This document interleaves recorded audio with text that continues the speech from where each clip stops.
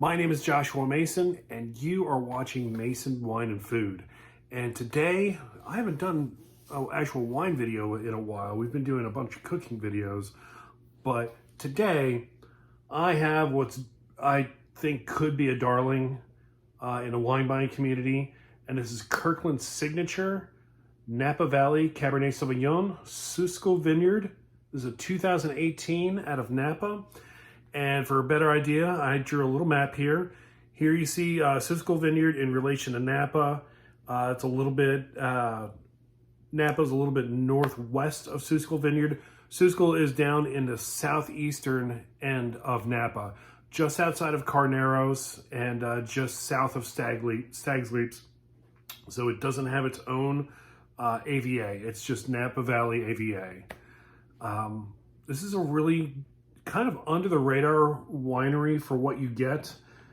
If you don't know, such places as Cake Bread, Joseph Phelps, and Nickel and Nickel. They buy some of their grapes, get some of their grapes, or own some of their grapes out of Sauvignon, and they use it for blending. And when they blend their cuvee, from everything that I looked up, this is 100% Cabernet, made by a gentleman named Jeff McBride. He is the vice president of winemaking at Benzinger Vineyards. And just like many other winemakers, they do other projects as well. And his happens to fall under Costco's label of Kirkland. So we're going to try this out. This should be nice. At least it's nice on paper. It's got a beautiful bottle here with etching. And that's pretty amazing. This bottle sells for $16.99 at your local Costco. And we're going to give it a try because obviously just a pretty bottle doesn't mean crap. I've tasted plenty of awful wines that come out of pretty bottles. It's kind of why they make the bottle pretty, because the wine sucks. So let's hope this doesn't. So we've got, even though it's a $17 bottle, it's got the pretty bottle. So I'm bringing out the big ass glass.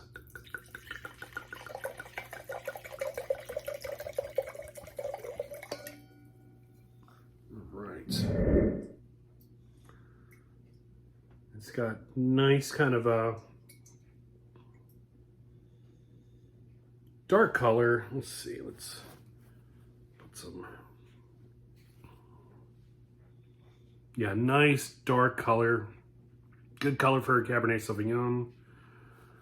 Legs are running down. This is what, about 14.5-ish? 14.5, yeah, 14.5% alcohol. And I say, let's see what this smells like. For all of you beginners, you have your five senses. Some will argue six with umami. There are tens of thousands of flavors that you can pick up through your nose. So if you don't do already, I encourage you to smell the wine. The difference between smelling and tasting and just tasting is kind of like the difference between watching a blockbuster movie in a theater. One day we'll be able to do that again, maybe. But watching a movie in a theater and then watching that same movie on mute. It's the nose that gives you the full picture. Pun intended. All right.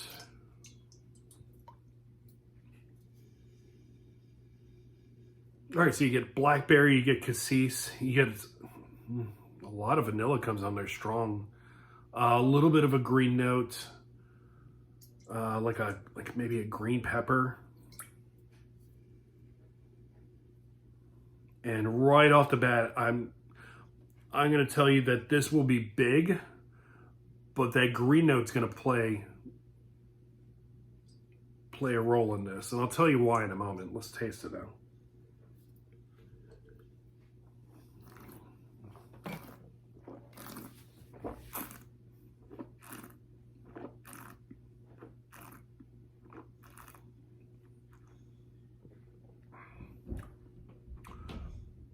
Okay, that wine is full-bodied. It's unctuous. There it is. And you can find out why they sell it for $17. And it's not necessarily a knock. This is a great value wine. This is something you might want to lay down for a year or so. if you don't have the patience, open it up and let it breathe for about an hour. But I was referencing it earlier, and you find it a lot in South America, specifically in Chile with their Cabernet Sauvignons, and that is what's called a green note. It's called pyrazine for the nerds out there, fellow nerds.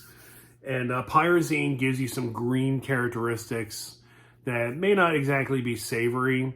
In this composition, though, it has it, and you can tell that this wasn't exactly the greatest grapes from the Seussical vineyard, but that's okay. The major characteristics are still there. So while this may not be on the level of a nickel and nickel or an insignia or a cake bread, it definitely has some nice attributes to it. It's got a kind of a lengthy finish. I'm gonna try this one more time.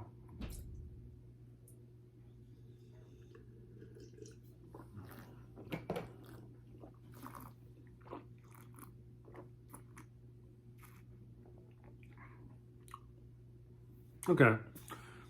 It's not exactly stopwatch wine. You can't really time the finish by this. It doesn't carry on long enough for that. Once again, we're talking about a $17 wine. So I think for the money, this wine is pretty damn good. If this were to go to and bottle a nickel and nickel or Joseph Phelps or something like that, definitely leave it on the shelf. So yeah, I would buy this again. As a matter of fact, I'm going to buy this again. And this is going to be full-bodied. It's going to be a good steak wine.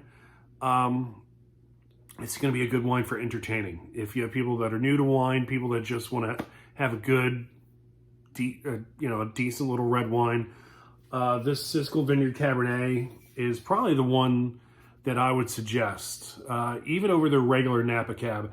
Their Napa Cab, it takes a while for it to open up. And when it does, it's nice. This is a little bit more focused, a little more concentrated. So with that having been said, let's go to the scores. I haven't done that in a while, but let's go to my score. For everyone who's just joining, who hasn't seen my scoring system, and it's on a 100-point system. Long story short, something in the 50s or 60s might actually be a really, really good score, because it's judged on 10 criteria, and here they are. All right, starting with the 10 criteria, we're going to start with aromatics. This wine has a nice nose to it, but you get that little sense of a green note to it, so I'm going to give it a 6. Next, we go to taste. The taste is much the same. It is a full-bodied wine. It is very hedonistic. It still has that little bit of a green note, that pyrazine, so I give it a 5. Body for the variety, this is a Cabernet Sauvignon, so it's definitely full-bodied, and as it should be. This is a very impressive little wine. I give it a 7.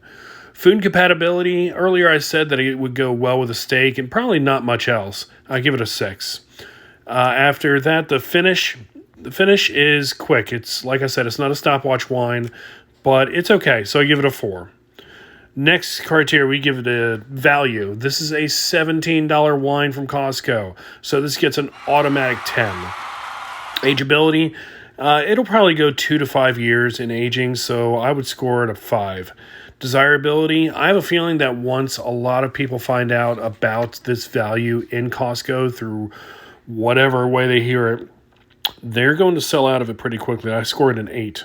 Sustainability, this is a binary score. It either is or it isn't. To my knowledge, it is not, so I give it a 1. And the last category is party and catering. Would you have it with a party? I think it's great, but I probably think for party wines and catering wines, your caterer is going to go with something that costs them maybe $7 or $8. So I give this a score of a 3. So put all those scores together, you come up with a score of 55. I think for the price, this is a great score and a nice wine. To give a little bit of the bigger boys a little bit of caution, I'm looking at you, Camus.